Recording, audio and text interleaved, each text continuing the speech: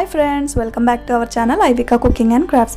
ఇవాళ మన వీడియోలో ఆనియన్ పకోడీ స్వీట్ షాప్లో దొరికేలాగా ఇంట్లోనే ఈజీగా ఎలా ప్రిపేర్ చేసుకోవాలో ఇప్పుడు చూద్దాం. చూడండి ఫ్రెండ్స్, ఇలా పర్ఫెక్ట్గా రావాలంటే ఇప్పుడు వీడియోలోకి వెళ్ళి ప్రాసెస్ చూసేద్దాం.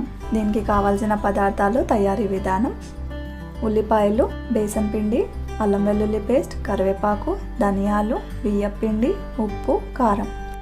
ఫస్ట్ మనం ఆయిల్ డీప్ ఫ్రైకి సరిపడా హీట్ చేసుకోవాలి. ఇప్పుడు మిక్సింగ్ ప్రాసెస్ చూద్దాం. ఒక మిక్సింగ్ బౌల్ తీసుకొని 2 లార్జ్ ఆనియన్స్ లేదా మీడియం ఆనియన్స్ స్లైసెస్గా కట్ చేసుకోవాలి. ఇందులో 1/2 కప్ బేసన్ పిండి వేసి 2 టేబుల్ స్పూన్ బియ్యం పిండి వేయాలి. బియ్యం పిండితో క్రిస్పీగా వస్తుందండి.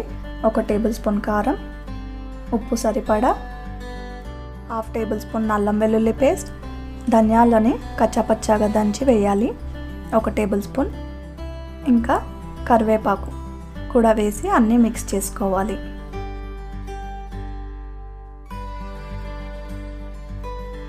ముందు మనం పిండినంతా ఆనియన్స్కి పట్టేలాగా మిక్స్ చేసుకోవాలి.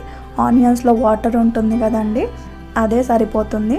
ఒకవేళ సరిపోకపోతే కొద్దిగా వాటర్ యాడ్ చేసి మొత్తాన్ని పిండి ముద్దలా చేసుకోవాలి.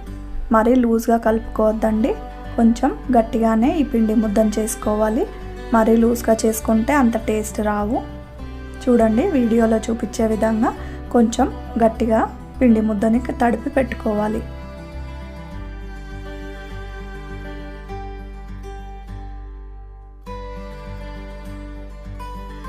ఇప్పుడు ఈ పకోడీ పిండి ముద్ద రెడీ అయిపోయింది ఫ్రెండ్స్. ఈ విధంగా తడిపి పెట్టుకున్నాం కదా, నూనె వేడైపోయింది. కొద్ది కొద్దిగా పిండిని తీసుకొని ఆనియన్స్ని పకోడీలా వేసి ఫ్రై చేసుకోవాలి. ఇది మీడియం ఫ్లేమ్ పైన పెట్టి క్రిస్పీ అండ్ బ్రౌన్ అయ్యేంత వరకు తిప్పుతూ ఫ్రై చేసుకోవాలి.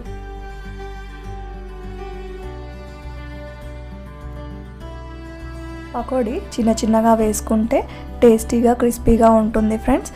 అదే పెద్దగా వేస్తే పిండి పిండిగా టేస్టీగా ఉండదు.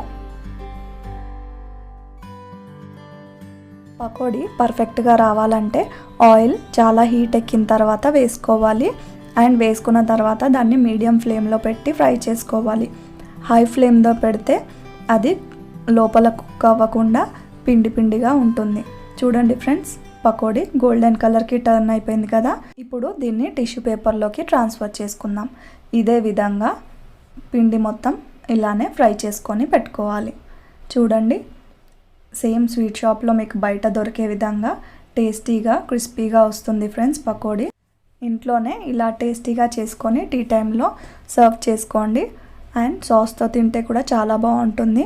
నా ఈ వీడియో కనుక మీకు నచ్చినట్టయితే లైక్ చేయండి, షేర్ చేయండి, సబ్స్క్రైబ్ చేయండి ఫ్రెండ్స్. Thank you all.